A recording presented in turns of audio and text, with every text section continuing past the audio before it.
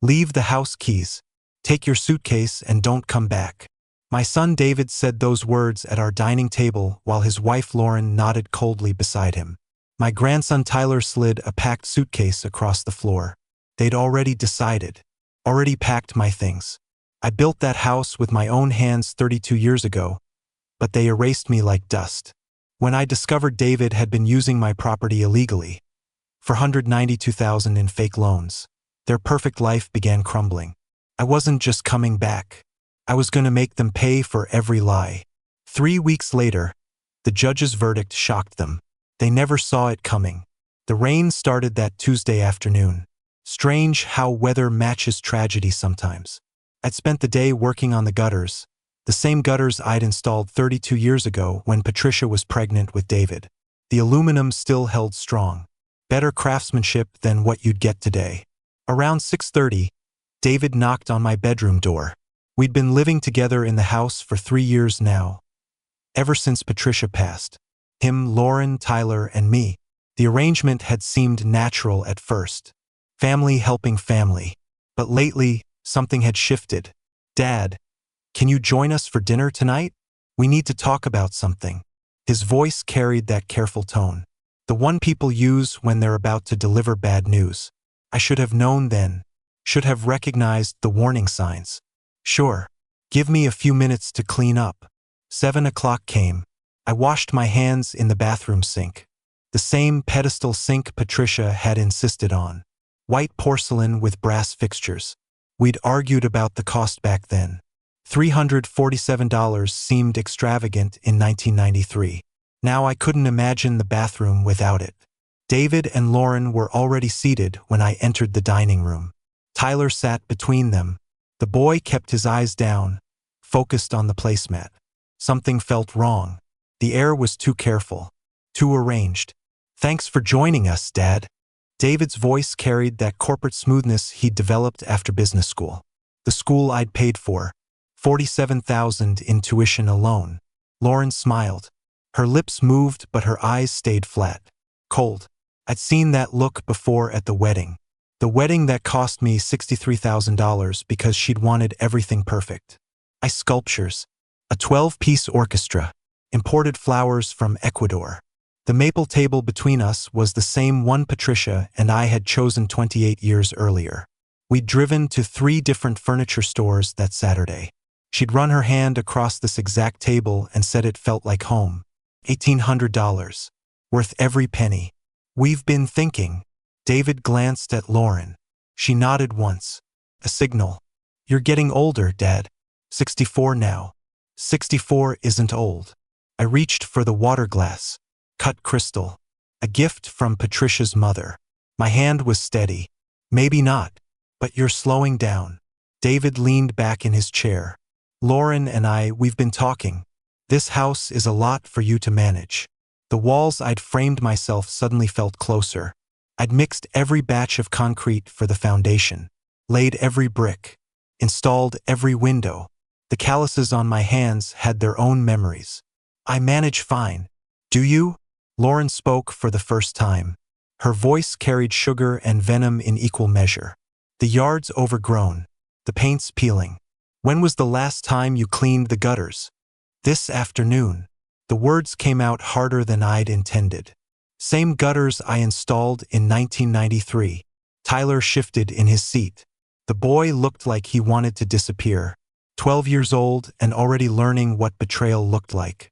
David set down his fork. The sound echoed. We think it's time you considered other living arrangements. The room tilted slightly. Just slightly. I gripped the table edge. The wood was cool and solid under my fingers. Other arrangements. A care facility. David said it like he was discussing the weather. Somewhere you'd have help. Support. Medical care if you need it. I don't need medical care. Not yet. Lauren's smile widened. Insincere. Practiced.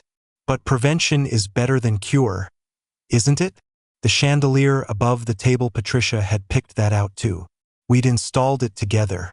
I'd held the ladder while she'd connected the wires. Her hands had been so steady, so sure. This is my house. Technically, yes. David's voice sharpened. But we live here too. Tyler's growing. He needs his own space. We need space.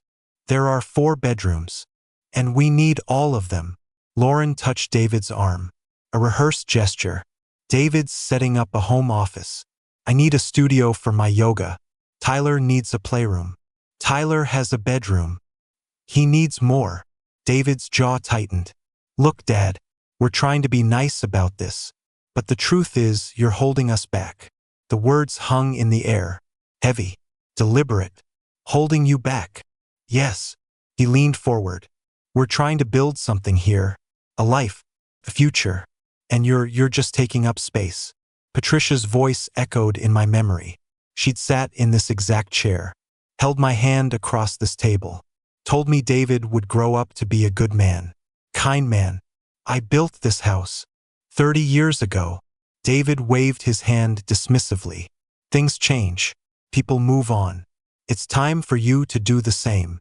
Tyler made a small sound. Almost a whimper. Lauren's hand shot out and gripped his shoulder. Hard. The boy went silent. What do you want me to do? My voice sounded far away. Detached. We've found a facility. Lauren pulled out a glossy brochure from her purse. Riverside Pines. Very nice.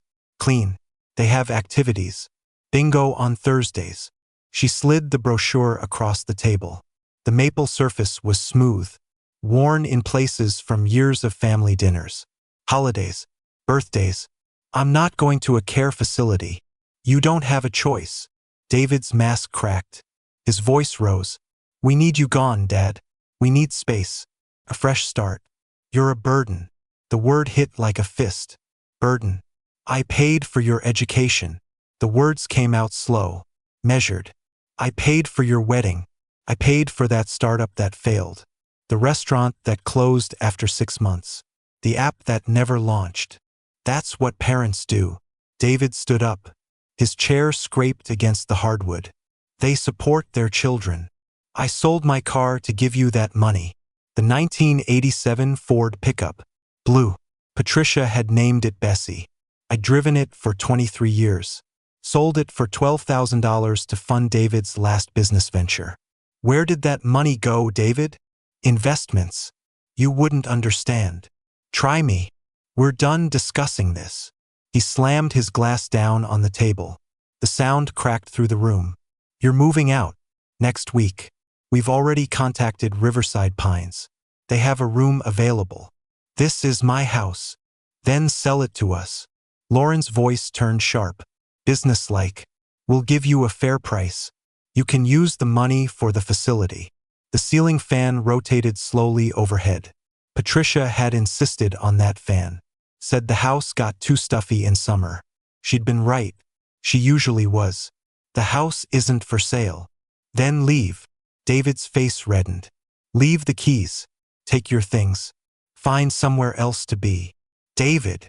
My voice cracked. Son. Please. I'm not your son right now. He moved toward the hallway. I'm the man who lives in this house. The man who has a family to protect. And you're in the way. Tyler started crying. Silent tears that tracked down his face. He looked at me. His eyes held an apology. A goodbye. Tyler, get his suitcase. Lauren's voice was cold. Efficient. The boy didn't move. Tyler. Now. He stood slowly. Walked to the hall closet. Returned dragging a worn black suitcase. My suitcase. The one I'd used for our honeymoon to Niagara Falls. Patricia had tied a yellow ribbon on the handle so we could spot it at baggage claim. The ribbon was gone now. Tyler slid the suitcase across the floor. It made a soft scraping sound. Wood on wood. Here, Grandpa. His voice was barely a whisper. The suitcase sat between us. Already packed. They'd gone through my belongings. Chosen what I could keep. What I could take. They'd planned this. Rehearsed it. Decided I was disposable. Leave the house keys on the table. David's voice came from somewhere behind me. Take your suitcase. Don't come back. The house keys were in my pocket. The same pocket they'd been in for 32 years. The keyring was simple. No decorations. Just 3 keys. Front door. Back door. Garage. Patricia had given me that keyring. A small gift on our 5th anniversary. Nothing fancy, but it meant everything because she'd chosen it. My hand shook as I pulled out the keys.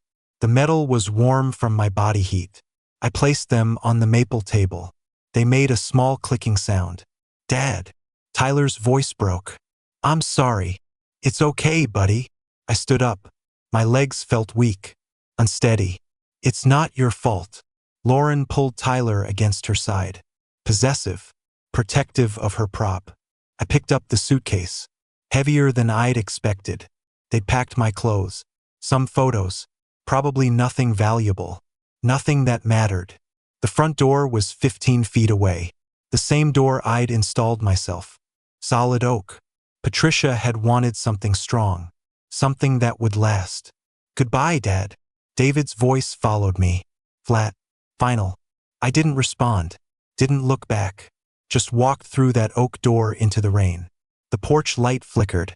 I'd been meaning to change that bulb. Now someone else would have to do it. The rain soaked through my jacket within seconds. Cold. Spring rain. The kind that promised new growth but felt like endings. I stood there on the porch. My porch. The one I'd built with redwood planks Patricia had picked out. She'd loved how the grain showed through the stain. A taxi pulled up to the curb. Yellow. Worn. The driver rolled down the window. "Need a ride, friend?" His voice was rough. Gravelly. Like he'd smoked for 40 years and enjoyed every cigarette. "Yeah." I walked toward the taxi. Each step felt heavier than the last. "Yeah, I do." The driver got out and helped me with the suitcase. He was maybe 52. Weathered. The kind of face that had seen hard things and survived them. "Where to?" "I don't know." The words came out hollow. "Anywhere with a room. Riverside Inn's decent. Off Summit Boulevard. Clean. Quiet. Won't break the bank." "That works." He opened the back door. I climbed in. The seat was cracked vinyl. Comfortable in its own way. Honest about what it was. We pulled away from the curb. I watched my house disappear in the rearview mirror. The house I'd built with my own hands. The house where Patricia had passed away. Where David had grown up. Where Tyler was learning all the wrong lessons. Rough night. The driver's eyes met mine in the mirror. "You could say that. Family, son, daughter-in-law. They want the house." The driver nodded slowly. "Seen it before. Too many times. Kids think they're owed something. Parents who gave everything think they failed somewhere. Did I fail? Not my place to judge." He turned onto Summit Boulevard. "But I'll say this, a man who asks that question usually didn't." We drove in silence for a while. The rain drummed on the roof. Regular. Predictable. Soothing in a way. "Name's Vincent." The driver broke the silence. "Been driving this cab for 18 years. Benjamin. Benjamin." He repeated it like he was filing it away. "You got anywhere else to go? Friends? Other family?" "No. My wife passed 3 years ago. David was all I had left." "The son who just kicked you out?" "Yes." Vincent pulled up to a small motel. 2 stories. Brick. A neon sign that said Riverside Inn with half the letters flickering. "This is it." He turned off the meter. "Place is run by Mrs. Chun. Good woman. Fair prices. Tell her Vincent sent you. She'll give you the weekly rate." I reached for my wallet. "What do I owe you?" "Nothing. I have to pay." "You don't have to do anything right now except get inside and dry off." Vincent twisted in his seat to look at me directly. "Listen, Benjamin. What happened tonight? That's not right. That's not how family works. Maybe I deserved it." "Did you?" His eyes were sharp. Searching. "Did you really?" "I don't know anymore. Here's what I know." He pulled out a business card. "My brother tried to push me out of our family shop 5 years ago. Wanted it all for himself. I almost let him do it. Almost walked away." "What stopped you?" "Got help. A guy who knows the law. Fights for folks like us." He handed me the card. "Andrew Miller. He's good. Fair. Won the shop back for me. Can't promise he'll do the same for you, but he's worth a call." I looked at the card. Simple. White. Black text. Andrew Miller, advocate. A phone number. An email. Your house.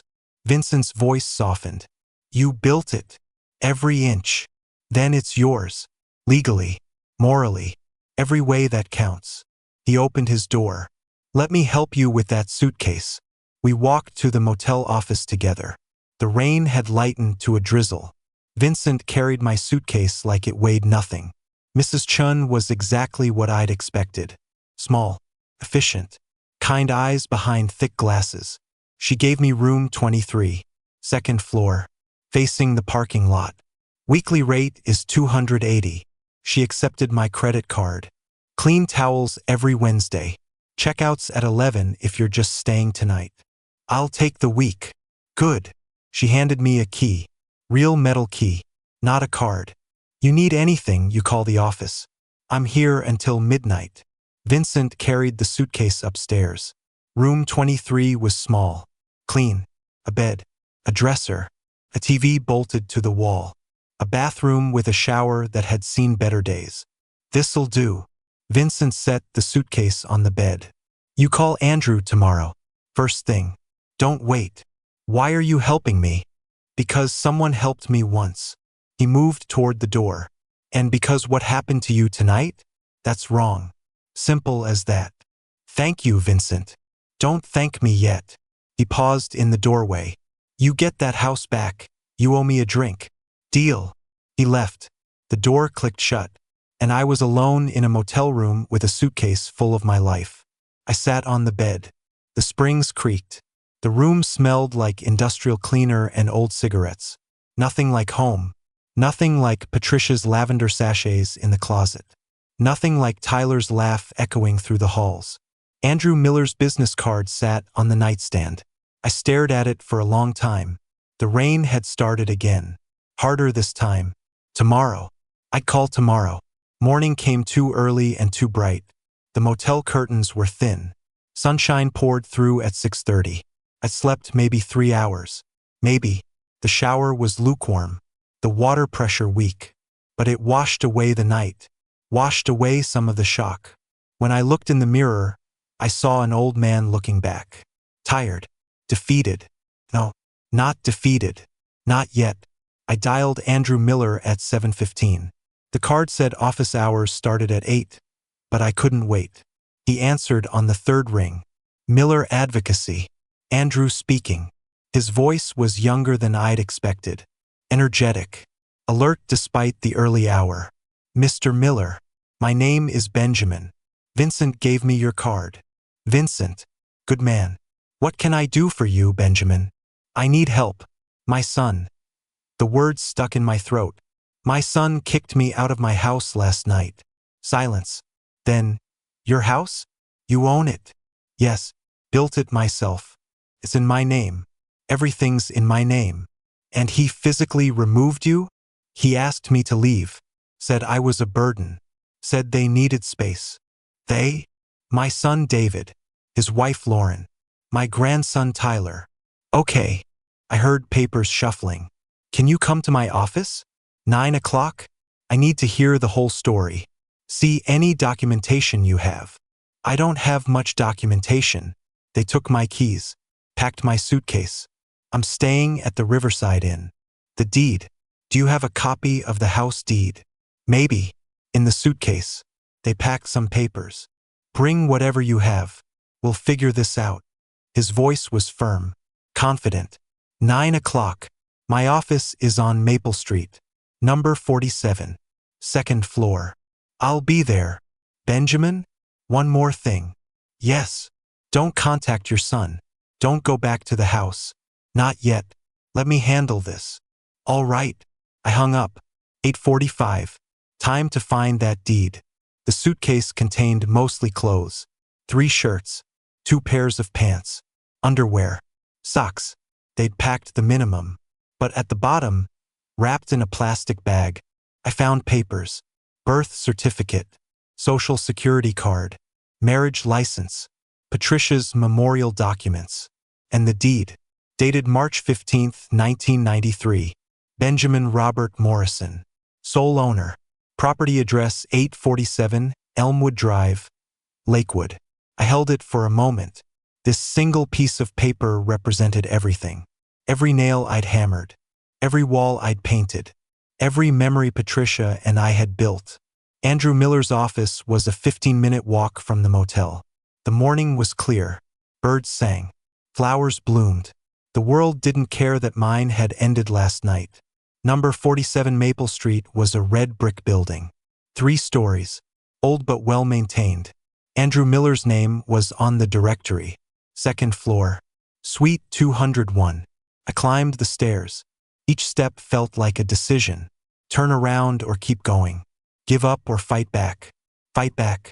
Suite 201 had a glass door with Andrew Miller's name in gold letters. I knocked. Come in. The office was small but organized. Bookshelves lined with legal texts. A desk with a computer. 2 chairs. File cabinets. And Andrew Miller himself. He was maybe 35. Clean-shaven. Sharp eyes behind wire-rimmed glasses. He stood and extended his hand. Benjamin. Andrew Miller.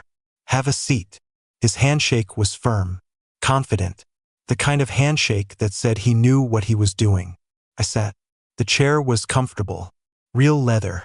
Not the fake stuff. Tell me everything. Start from the beginning. So I did. I told him about building the house. About Patricia.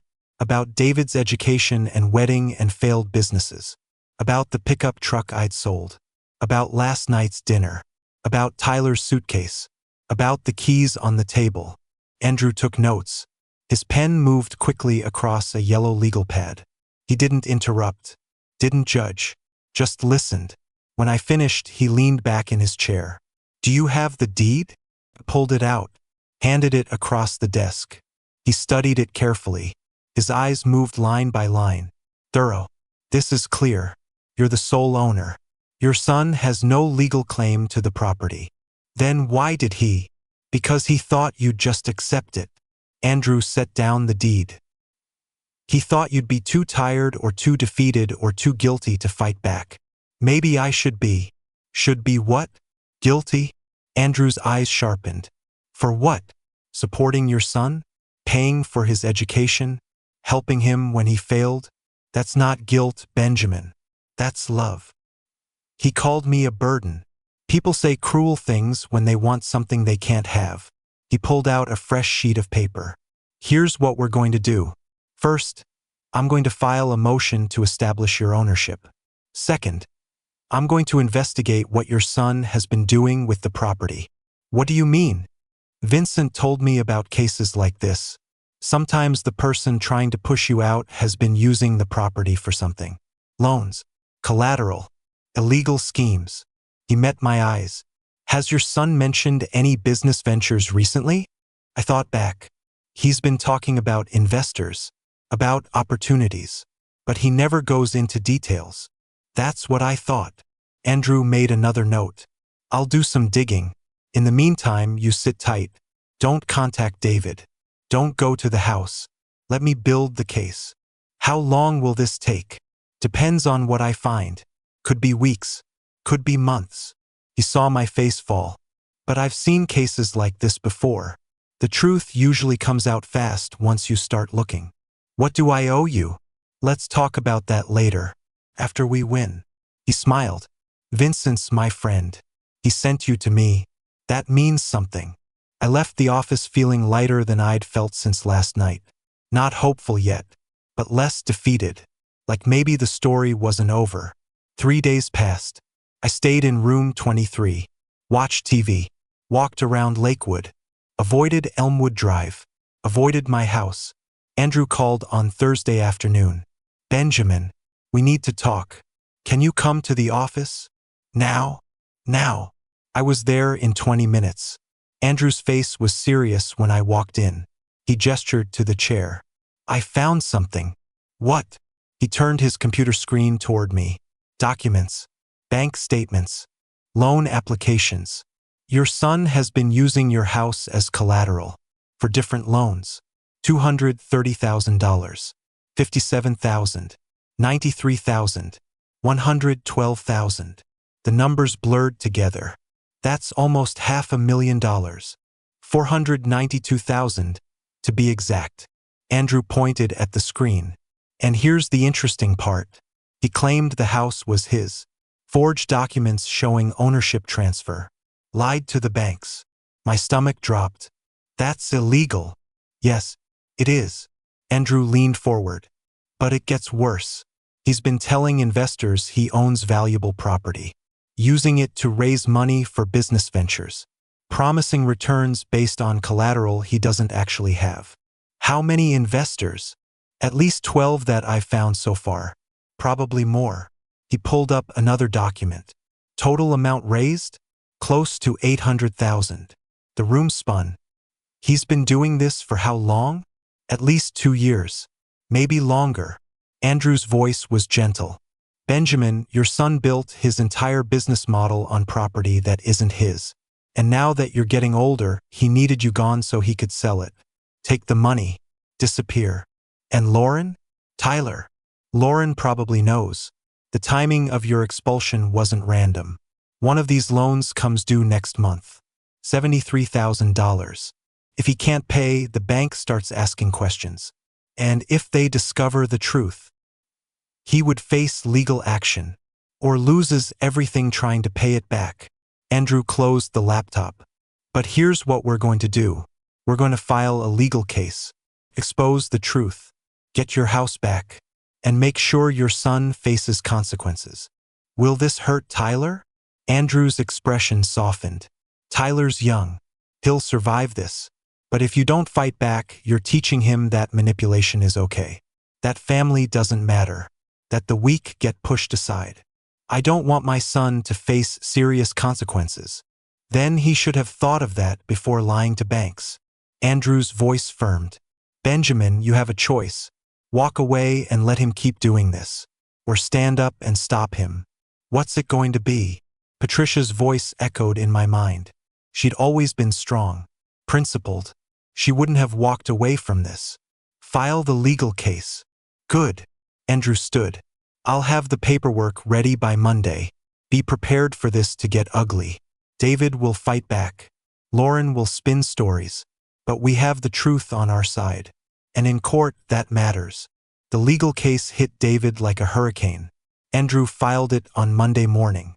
By Tuesday afternoon, the news had spread through Lakewood like wildfire. I didn't contact David. Didn't need to. Andrew sent him the legal notice. Certified mail. Signature required. Wednesday, my phone rang. Unknown number. I almost didn't answer. Dad. David's voice was strained. Panicked. What are you doing? Getting my house back. You can't do this. You'll ruin our plans. You already did that. Listen to me. His voice cracked. Those loans. Those investors. I can explain. Explain to the judge. I kept my voice steady. Explain how you forged documents. How you lied to banks. How you threw your father out of his own house. Dad, please. Now he was begging. If this goes to court, I lose everything. The house. The business. My reputation. You should have thought of that before you called me a burden. Silence. Then, Lauren's pregnant. Did you know that? The words hit like a punch. What? 3 months. We were going to tell you. His voice turned manipulative. Your grandchild, Dad. You're going to do this to your grandchild. You're using a baby to manipulate me. I'm trying to make you see reason. Drop the case. We'll work something out. No. Dad. I hung up. My hands were shaking. Not from fear. From anger. He'd tried to use an unborn child as leverage. Just like he'd used Tyler last week. Just like he'd used my love for him for years. Andrew called an hour later. David contacted you. How did you know? Because his lawyer called me. Wants to negotiate.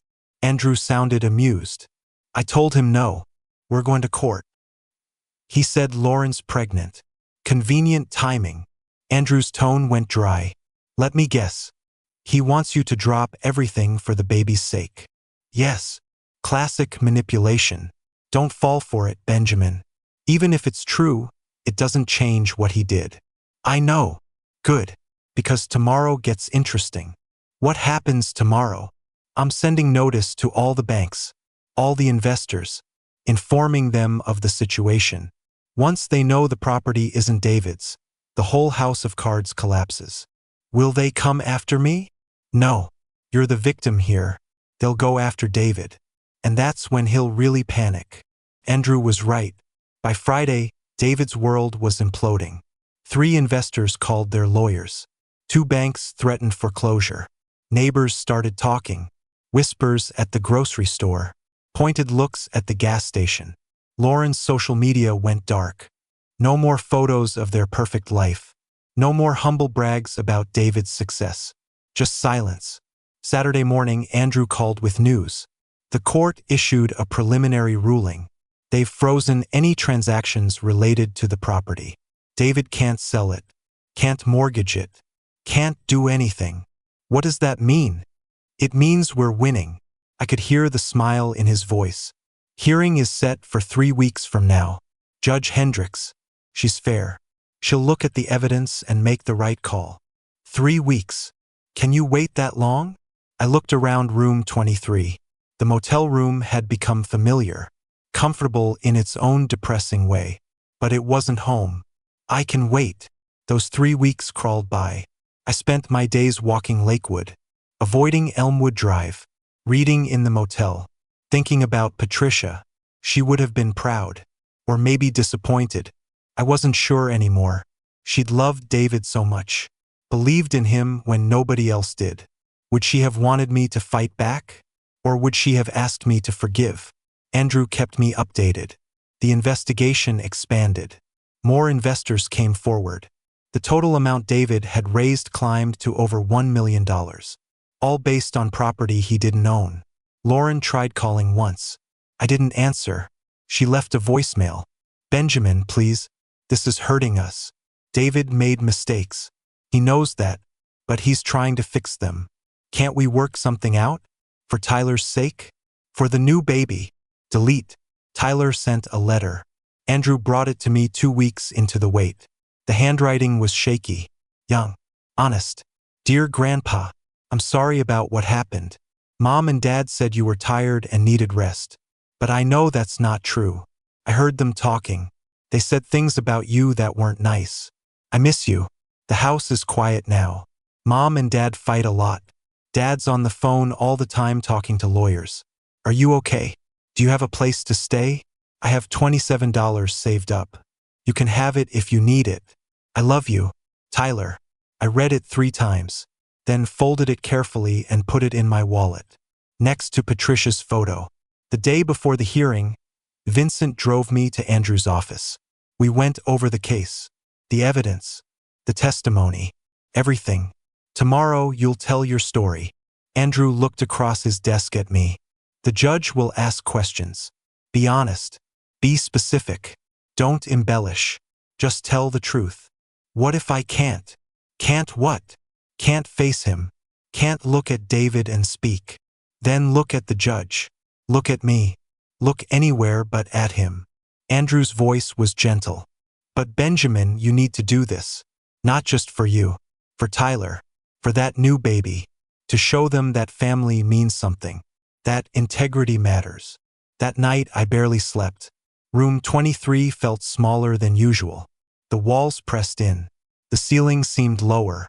I thought about building the house. Every memory came flooding back. Mixing concrete at dawn. Patricia bringing me iced tea.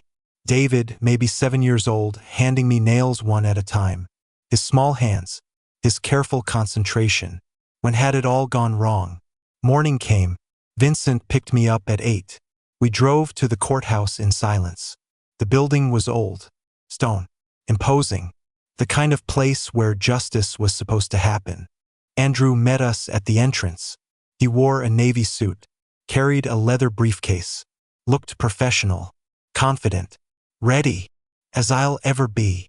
Courtroom 3B was on the 2nd floor. Wood paneling, high ceilings, rows of benches. At the front, an elevated judge's bench.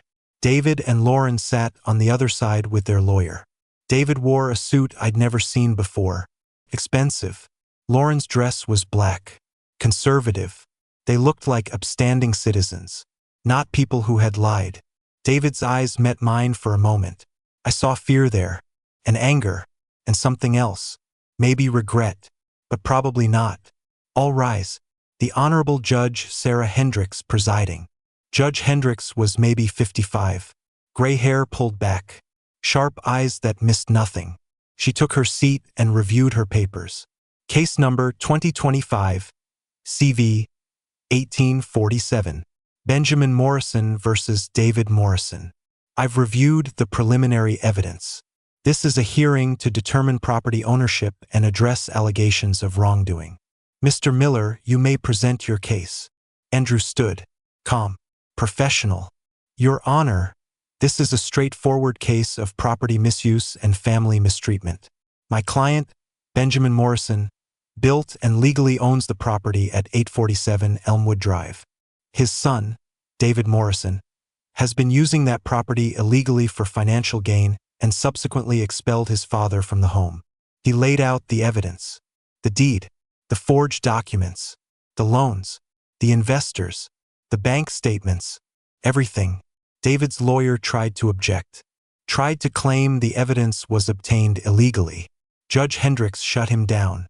The evidence is admissible. Continue, Mr. Miller. Andrew called me to the stand. I swore to tell the truth. Sat in the witness box. The room felt enormous. Everyone was staring.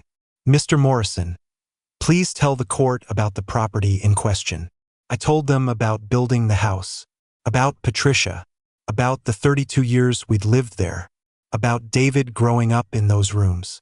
And on the evening of April 3rd, what happened? I described the dinner, David's words, Lauren's cold smile, Tyler's suitcase, the keys on the table, walking out into the rain. Did your son give you any reason why you needed to leave? He said I was a burden, that they needed space, that I was holding them back. Did you know about the loans he'd taken using your property? No.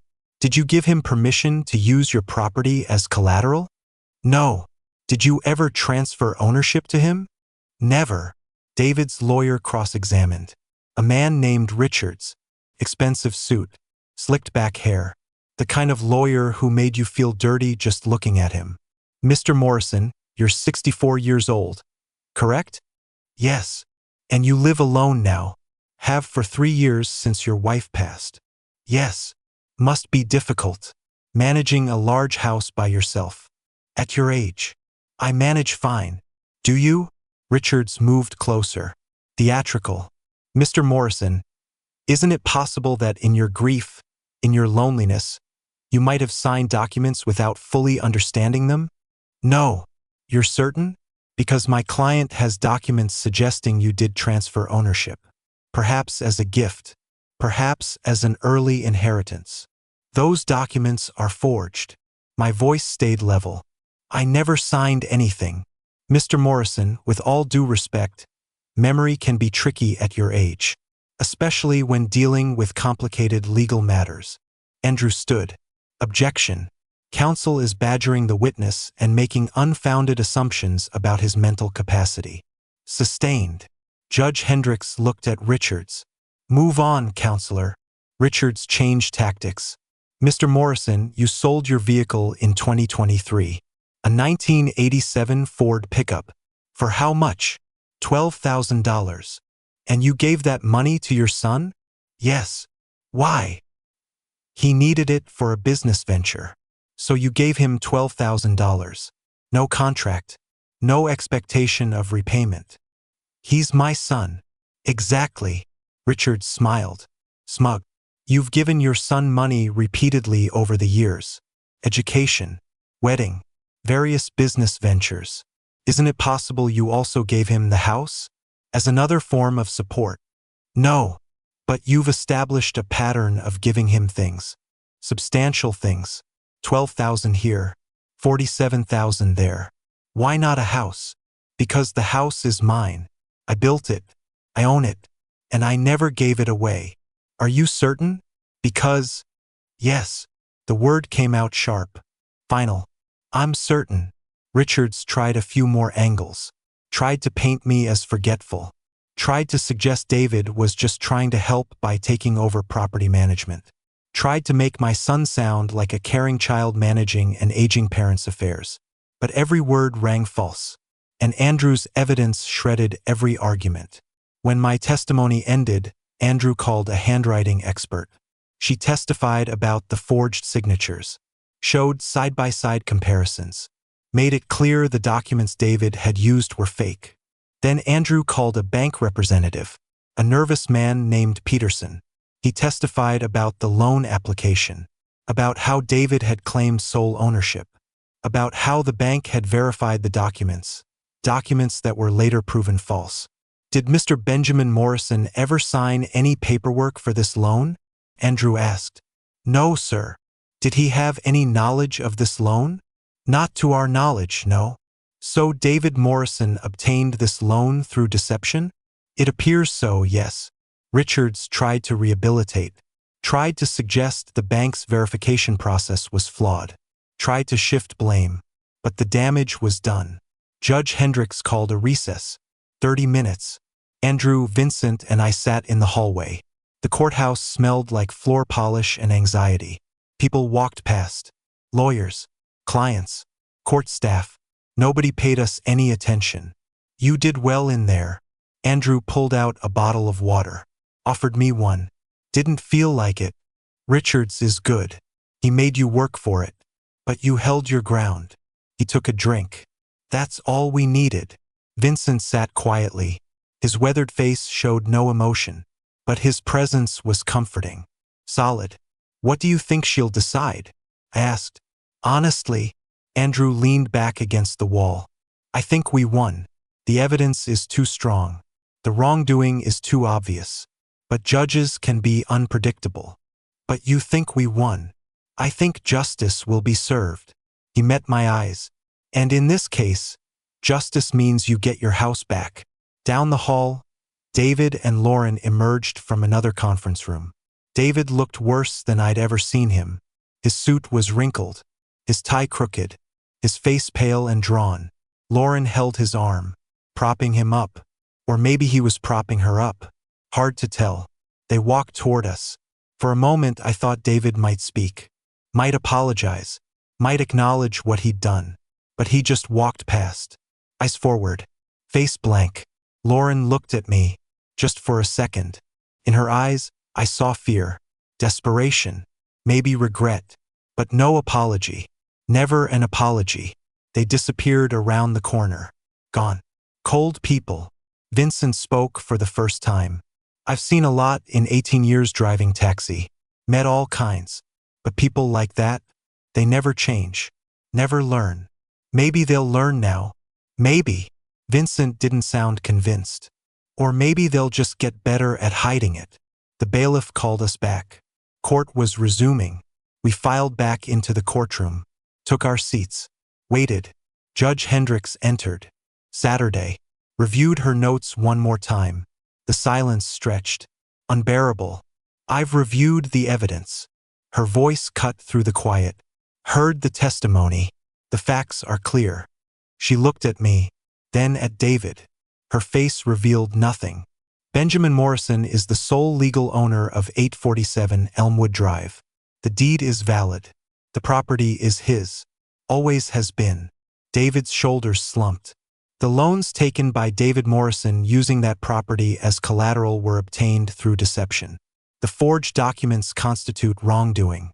The bank testimony confirms Mr. David Morrison knowingly and deliberately lied about ownership. Lauren's hand gripped David's arm. Tight. I'm ruling in favor of the plaintiff. Benjamin Morrison retains full ownership of the property. David Morrison is ordered to vacate within 72 hours. The gavel came down, but Judge Hendricks wasn't finished. Furthermore, I'm ordering David Morrison to vacate the property within 72 hours. Failure to comply will result in forcible removal by law enforcement. The district attorney will be notified of the situation. Additional legal action may be pending. Another strike of the gavel. Sharp. Final. Justice. This court is adjourned. David's face went white. Lauren grabbed his arm, whispered something urgent, desperate. Richards gathered his papers. Defeat written across his expensive features. He leaned down, spoke to David. Short, clipped, probably discussing appeals, probably discussing damage control. But there was no appeal from truth, no defense against evidence, no escape from consequences. Andrew shook my hand. You won. The words felt surreal.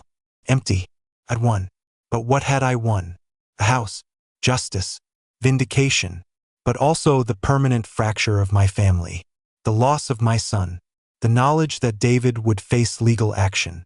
Serious repercussions, probably. Thank you, Andrew. You did this.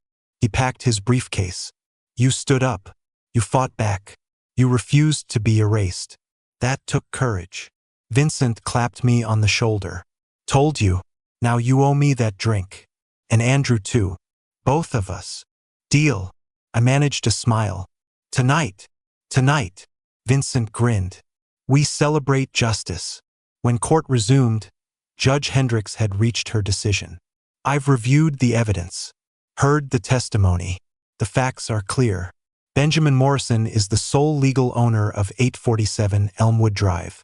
The loans taken by David Morrison using that property as collateral were obtained through deception. The forged documents constitute wrongdoing. I'm ruling in favor of the plaintiff. David's face went white. Lauren grabbed his arm. Furthermore, I'm ordering David Morrison to vacate the property within 72 hours. Failure to comply will result in forcible removal. The district attorney will be notified of the situation. Additional legal action may be pending. The gavel came down. Sharp. Final. Justice. Andrew shook my hand. You won. Vincent clapped me on the shoulder. Told you. Now you owe me that drink. David and Lauren left quickly. No words. No apologies. Just defeat. I sat in the courtroom for a moment after everyone else had gone. The bench where David had sat was empty. The witness stand where I'd told my truth was silent. Patricia's voice echoed in my mind. Do what's right, Ben. Even when it's hard.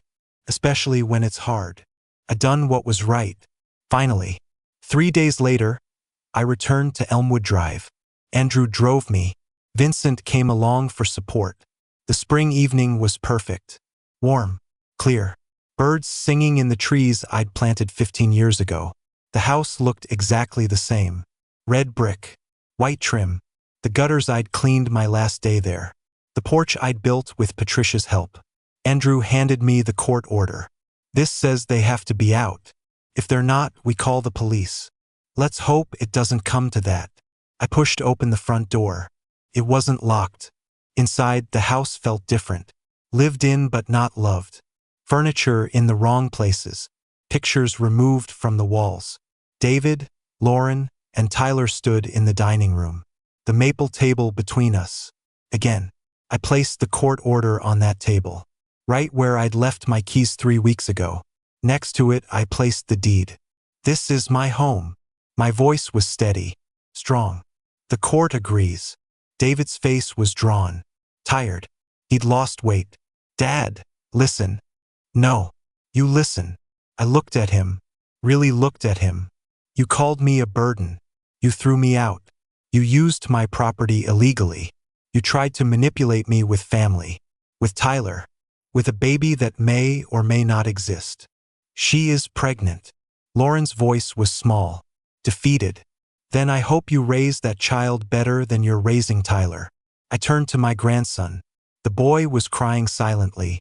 Tyler, come here. He hesitated, looked at his parents, then walked over to me. I knelt down to his level. None of this is your fault. You understand that? He nodded. I could never turn away from you. You're my grandson. You'll always have a place here. With me. But Mom and Dad, your parents made their choices. Now they deal with the consequences. Pulled him into a hug. He clung to me. I love you, buddy. That never changes. Don't be angry with me, Grandpa. Never. Not possible. I stood, looked at David and Lauren. You have 72 hours to remove your belongings. After that, anything left becomes mine. The locks will be changed. You won't be welcome here. Where are we supposed to go? Lauren's voice turned desperate. We have no money, no credit. You're leaving us with nothing. You did this to yourselves. Andrew stepped forward. You used his property illegally, expelled him from his own home. You're lucky the district attorney hasn't filed yet. Yet, David's voice cracked. The investigation is ongoing. Andrew's tone was professional, detached. I'd suggest you get a good lawyer. You're going to need one. David grabbed a suitcase from the hallway, the same one they'd forced me to carry. Poetic justice in a way. Lauren followed. She stopped at the door, looked back at me. You're really going to do this? Force your son and grandson onto the street. Tyler can stay. I didn't look at her. You and David made your choices. Tyler's innocent. He's our son. Then take care of him. Somewhere else. I moved to the door, held it open. Goodbye, Lauren. They left. Tyler looked back once. I gave him a small wave. He tried to smile but couldn't quite manage it. The door closed. The house was silent. Andrew and Vincent stood in the hallway. You okay? Vincent asked. I will be. That drink's still waiting. Vincent grinned. Whenever you're ready. Tonight, both of you, we're celebrating. Andrew checked his watch. I've got a meeting at 7, but 8 o'clock. The tavern on Main Street. Perfect. They left. The house was mine again. Empty, quiet, but mine. I walked through each room. The kitchen where Patricia had cooked Sunday dinners. The living room where we'd watched Tyler take his first steps. The bedroom where Patricia had passed away, where I'd held her hand and promised to keep going. The house felt different now, scarred by what had happened, but also cleaner somehow, honest again. That night, I met Vincent and Andrew at Murphy's restaurant. Corner booth. 3 glasses of soda. Stories and laughter and relief. Vincent raised his glass. To Benjamin, who didn't back down. To family. Andrew clinked his glass against mine. The family you choose, not the one you're born with. To Patricia, I lifted my glass. Who taught me to do what's right, even when it's hard. We drank, talked, planned. What happens now? Vincent asked. With David and the legal situation? That's up to the district attorney. Andrew leaned back. The evidence is solid. Multiple counts of wrongdoing, forgery, maybe even family mistreatment depending on how they interpret the situation. I don't want him to face the harshest penalties. The words came out before I could stop them. Benjamin, Andrew started. I know. He committed crimes. He deserves consequences. But he's still my son. I stared at my glass. Patricia would want me to show mercy. Would she? Vincent's voice was gentle. Or would she want you to teach him that actions have consequences? That you can't hurt people and walk away? I don't know anymore. You don't have to decide tonight. Andrew signaled for another round. The process takes time. Months probably. You can figure out how you feel later. We talked until midnight. About families, betrayal, justice, forgiveness. When we finally left, the spring air was cool, clear, stars visible despite the city lights. I walked home, to my house, the one I'd built with my own hands, the one Patricia and I had filled with love and laughter and memories, the one David had tried to steal. The key turned smoothly in the lock. I'd had them changed that afternoon. David's keys wouldn't work anymore. He was locked out of his past, left to build his own future. Inside, the house was dark, quiet. I turned on the lights. The living room looked bare. David and Lauren had taken some furniture, but the bones of the house remained. The walls I'd framed, the floors I'd laid, the memories I'd built. Tyler's letter was still in my wallet. I read it again by lamplight. I have $27 saved up. You can have it if you need it. $27. Everything a 12-year-old boy had. Offered freely, without hesitation. To call him tomorrow. Make sure he knew he was loved. That his parents' mistakes didn't define him. That family could be complicated and messy and painful, but still worth fighting for. The maple table sat in the dining room. Same place it had always been. I ran my hand across the surface. The wood was cool, smooth, worn in places where thousands of family dinners had been served. Patricia's chair was empty. David's chair was empty. Lauren's chair was empty. Just me now. An old man in a house too big for one person. But it was my house, built with my own hands, reclaimed through justice and truth and unexpected allies. I sat down at that table, poured myself a glass of water, remembered Patricia laughing over burnt pot roast, David's graduation dinner, Tyler's birthday parties, all the ordinary moments that make a life. The house creaked, old wood settling, the ceiling fan hummed, the refrigerator clicked on. Sounds of home. I'd won. Not just the house, not just the lawsuit, but something deeper, the right to exist, the right to not be erased, the right to say no when family asked too much. Outside, a car drove past. A dog barked. Life continued. Ordinary, normal, beautiful in its simplicity. Tomorrow I'd change the locks on the back door, fix the leaking faucet in the bathroom, maybe plant new flowers in Patricia's garden. The mundane tasks of ownership, the responsibilities of home. But tonight I just sat at the maple table, in my house, surrounded by memories and ghosts and possibilities. The fight was over. The house was mine. Tyler's future was secure. And somewhere out there, David was learning that actions have consequences. That family means something. That you can't betray people and expect no repercussions. Patricia would have been proud. Or disappointed. Maybe both. But she would have understood. She always understood. I finished my water, turned off the lights, climbed the stairs to the bedroom. Patricia's side of the bed was still empty. Would always be empty. But my side was there. Waiting. I lay down. The house settled around me. Protective. Familiar. Home. Sleep came easier than it had in weeks. No fear. No uncertainty. Just peace. Morning would bring new challenges. David's legal situation. Tyler's phone call. The rebuild of a shattered family. But that was tomorrow's problem. Tonight, I was home. In the house I'd built. The house I'd fought for. The house I'd won. And that was enough. The weeks following the court victory brought changes. David and Lauren moved to an apartment across town. Small. Cheap. A stark contrast to the life they'd been living. The district attorney filed a case. 3 counts of wrongdoing. 2 counts of forgery. 1 count of family mistreatment. The trial was set for 6 months out. David called once. His voice was small. Defeated. Dad, I need help. The lawyer says I could face 5 years of penalties. You committed crimes, David. I know. But please, for Tyler's sake, can you help with the legal fees? No. Silence. Then, you'd really let me face this alone? I'd really let you face the consequences of your actions. He hung up, didn't call again. Tyler visited every Saturday.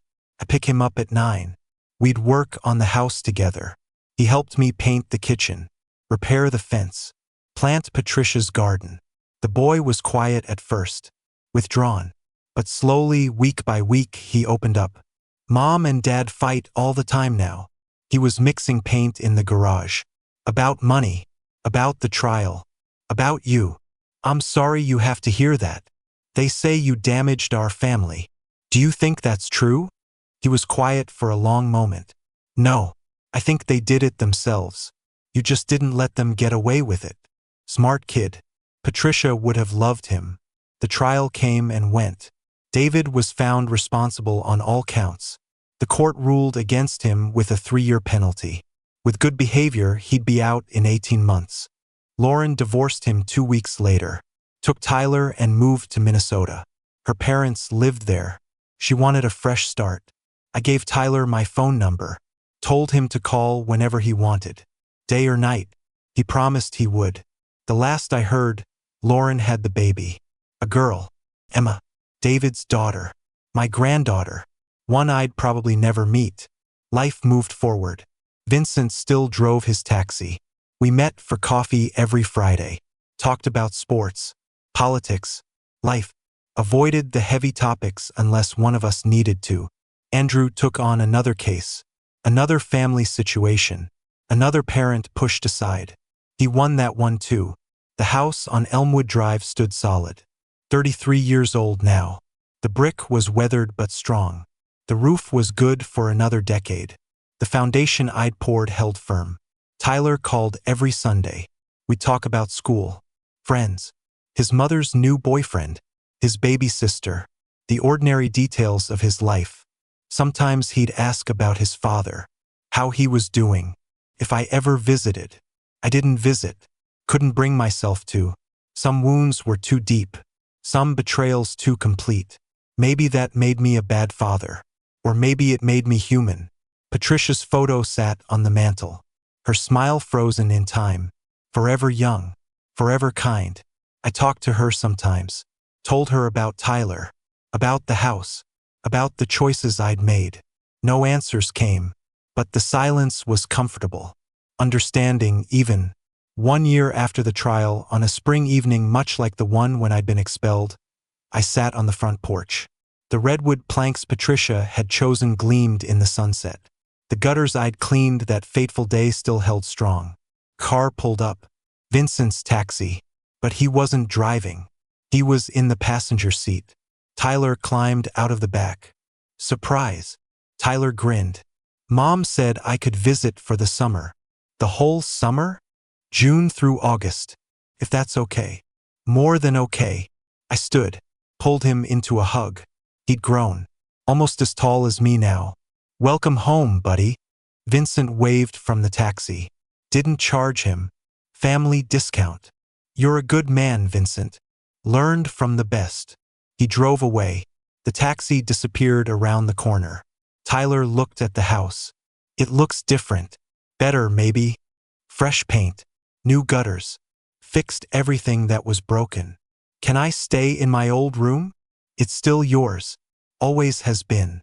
We walked inside together. The house welcomed us. Warm. Familiar. Home.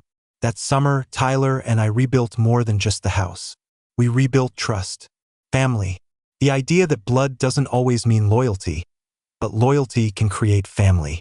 We worked on projects together. Built a treehouse in the backyard. Painted the garage. Restored Patricia's garden to its full glory. Ordinary tasks that meant everything. Some nights we'd sit at the maple table. The same table where everything had fallen apart. But now it was whole again. Complete. Just the two of us. But sometimes two is enough. Tyler never asked about his father. I never volunteered information. Some bridges, once burned, can't be rebuilt. At least not yet. Maybe someday. But not today. Life wasn't perfect. It never is. But it was honest. Real. Built on a foundation as solid as the one I'd poured 33 years ago. The house on Elmwood Drive stood strong. Weathered. Scarred by what had happened but still standing. Still home. And that, I'd learned, was enough. More than enough. It was everything. If you liked this story, please like this video. Subscribe to the channel and share your impressions in the comments below.